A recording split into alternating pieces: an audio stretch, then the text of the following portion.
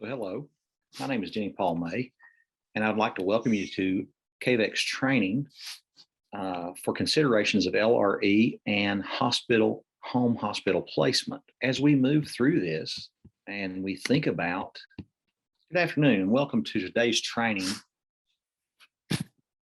that is designated to cover the documentation that's needed for an LRE placement chosen by the ARC as home hospital. Now we have some housekeeping things that we need to do here. First and foremost, we need to have you sign into the link here, and we need to have you open your camera on your phone and hover over the QR code, and then enter the documentation into the Google Doc that comes to the top of the screen. You'll fill out that form. The name of the training is LRE and Home Hospital. Make sure to correctly enter your email.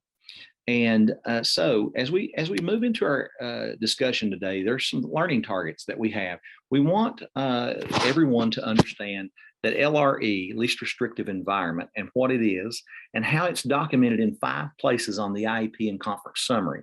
We also want to consider home hospital placements and documentation, and also that the LRE is chosen as, when it's chosen as home hospital, what documentation goes into that. Capturing of that documentation. We have a slides presentation that we're going to get into here in just a second, but we also want to show you that we have linked for you and for your reading some further information through the home hospital instruction, Kentucky administrative regulations, what the home hospital policies are, and then some additional home hospital resources as we consider things like potential for harmful effect based on the placement decision and that kind of thing. So without going any further, we're going to get into the presentation, and we'll open that. And so the IEP series, Documentation of Home Hospital Placement Option for Students with Disabilities, comes as a way of a requirement to satisfy a CAP activity, but it's also good for us to know. We need to know if we move down the continuum of placement options, we've got all those continuum of placement options available because the law says the LEA must have those available. Then we need to think about our decision making. Do we have good, solid evidence as to why we're moving or restricting a student's environment? And as we talk about that today, we want to consider first what least restrictive environment means. And as we see, least restrictive environment defined is, to the maximum extent appropriate, children with disabilities are educated with children who are non-disabled. And I go back to this phrase, to the maximum extent appropriate. We have to determine what's appropriate for the child right now at this time.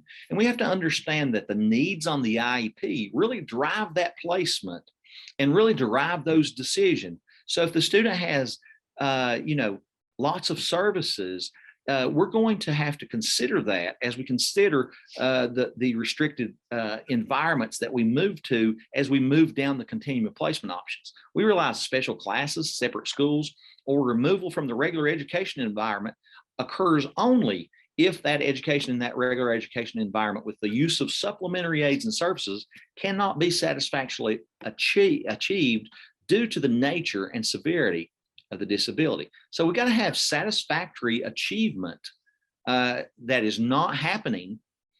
Progress is not being made, and we have the nature and the severity of the disability. But we also have some, some other information that we need to consider. And so as we move through this, we got to keep in mind the backdrop is the IEP, and that's what drives our placement decisions in most cases. So as we move through, and we're looking at ARC considerations for continuum of placement options, the ARC must consider the continuum of placement options to meet the needs of students with disabilities for special education and related services. This continuum includes instruction in the general education with co-teaching, special classes, resource or self-contained settings, special schools, home instruction, and instruction in hospitals and institutions. So what the crux of what we're going to talk about today has to do with that placement in the home hospital. So notes on LRE placement. A student's LRE is determined at least annually. It's based on the student's IEP. That's the driving force behind the placement decision. And it's the needs and the services that we are delivering that really drives what's the least restrictive environment for providing that. And it needs to be as close as possible to the student's home. So that's some, just some law that governs the decisions that we make around least restrictive environment for students with disabilities. Now, the ARC discusses placement for delivery in the IEP services and documents the LRE decision, or the least restrictive environment decision, in 5 places. There's a place on the IEP where you're gonna make a statement about the LRE and about how much you're actually choosing to remove the student from the regular ed setting or remove them from the non-disabled peers. And so you're going to have to break that down, and you're going to have to say the student, for example, may be getting, let's say, for example, they're getting English language arts in the resource setting, or they're getting math in the co-teaching setting. We would point that out, and then we would go down to the services section on the IEP, and we make sure that those match, that the statement that you've made in the LRE saying that you're going to remove this student from this particular class, then we're going to document in the services section what class it is, what the location is, and how much time is going to be involved. The setting, when's the beginning date, when's the ending date, who's the person that's going to implement, and that type of thing. So we got to make those two work. We also have to make it work for the related services section on the IEP, and that's a separate portion, but it's the same thing. We've got that statement up in the LRE saying we're going to remove for speech related services, and then we come down in the related services section, and the student has an IEP and is getting other types of services. We go to the related service section, and they're going to then document the location and the type of service and that type of thing, the amount of minutes that the student's going to be away from their non-disabled peers. So that's something we certainly need to make mesh, and we need to make it match. And then in the conference summary, we have a placement options and decisions section. And so we realize that as we move down those continuum of placement options and decisions, we must have reasons why we do that.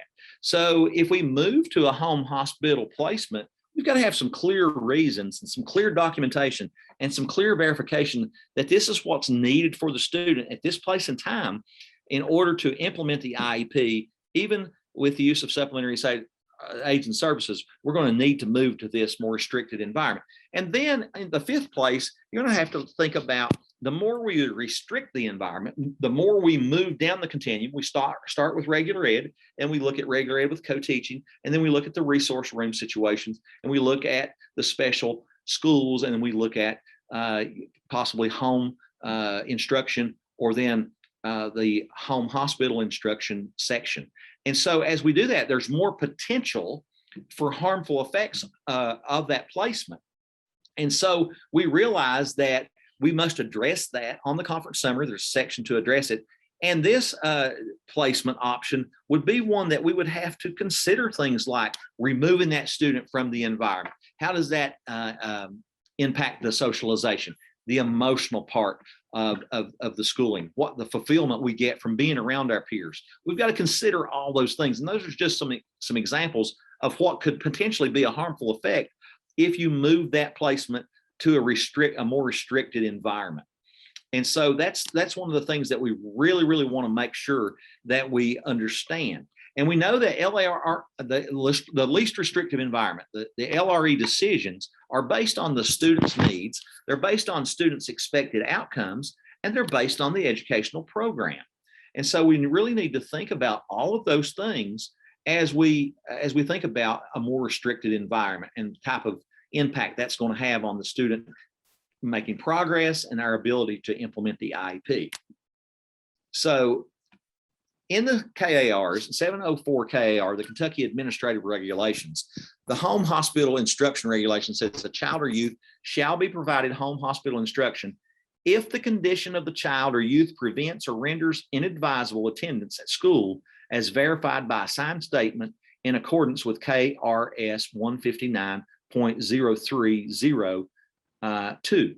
And so we understand that we need to have some documentation. We need to have some knowledge. We need to have some data that supports or some type of verification or some type of signed statement that says that this student cannot come to school and that we need to then consider home hospital as a possible least restrictive environment.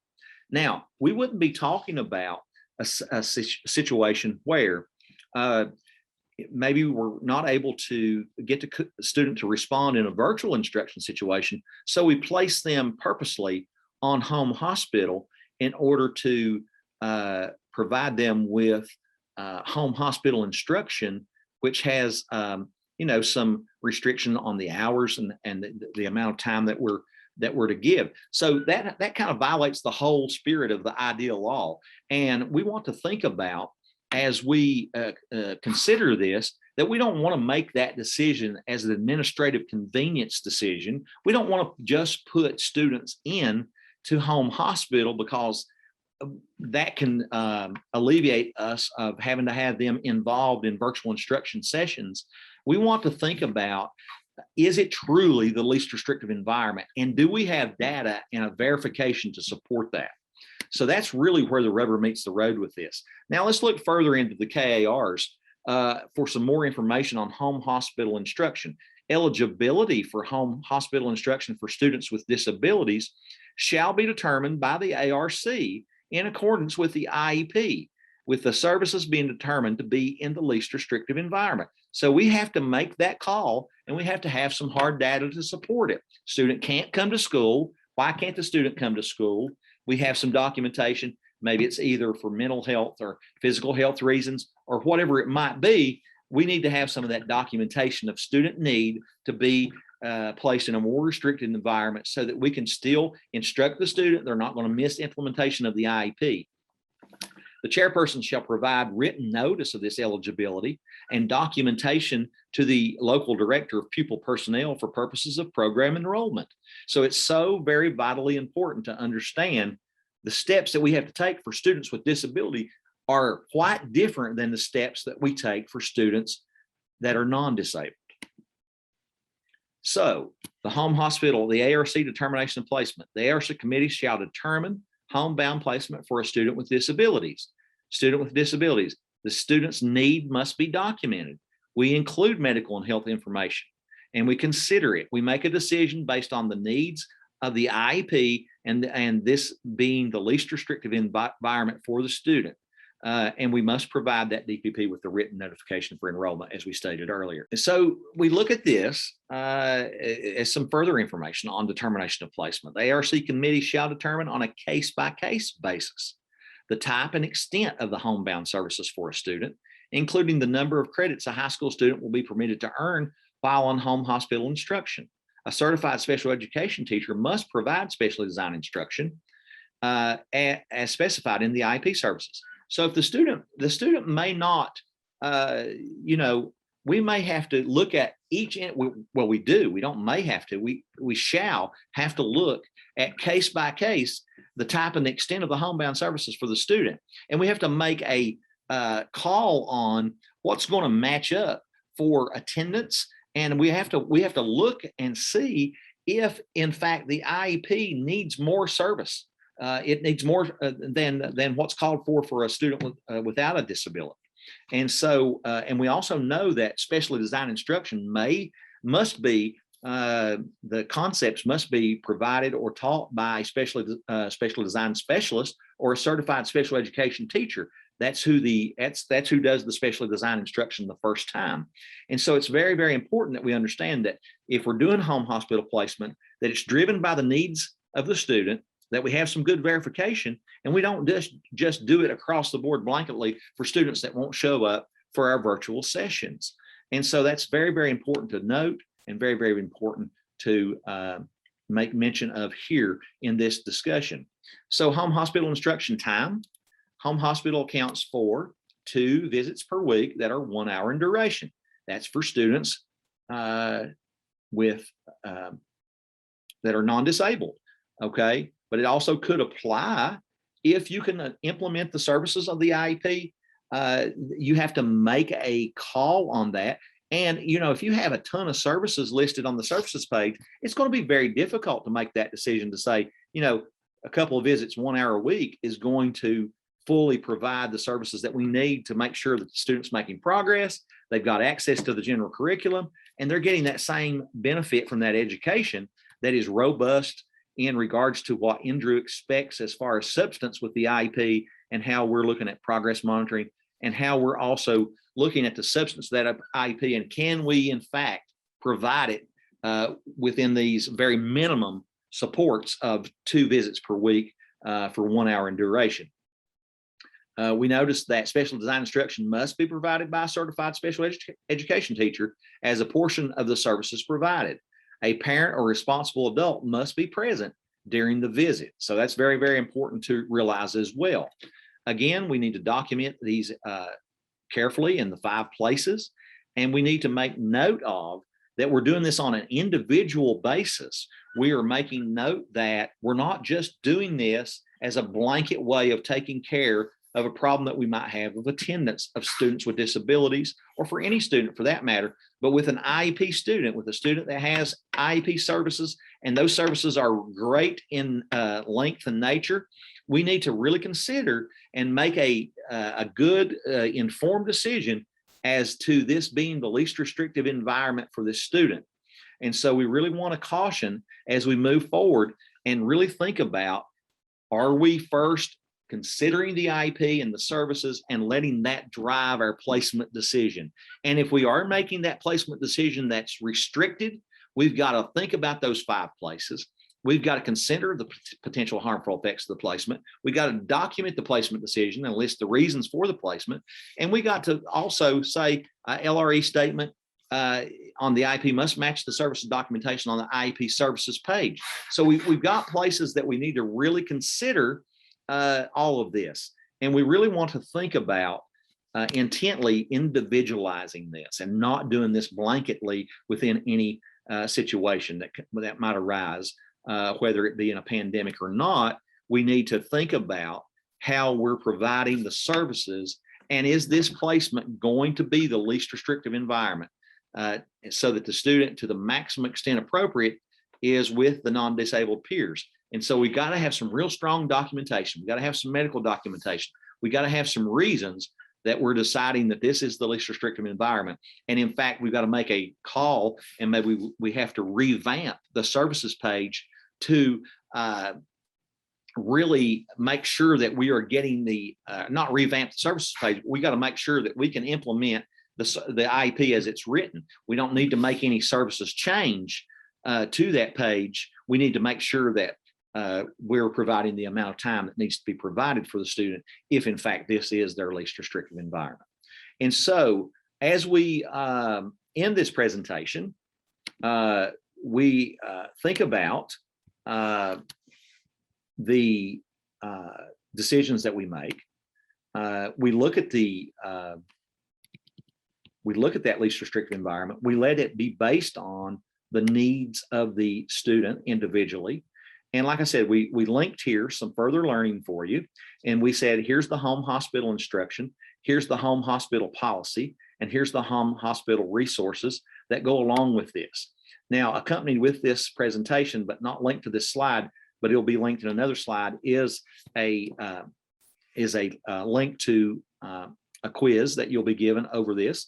And as a part of your having this video and going through this video information, and we need you to make sure that you do in fact sign in properly, so that we can give you credit, and that we can also let everyone know that you've been trained and that you've been properly trained.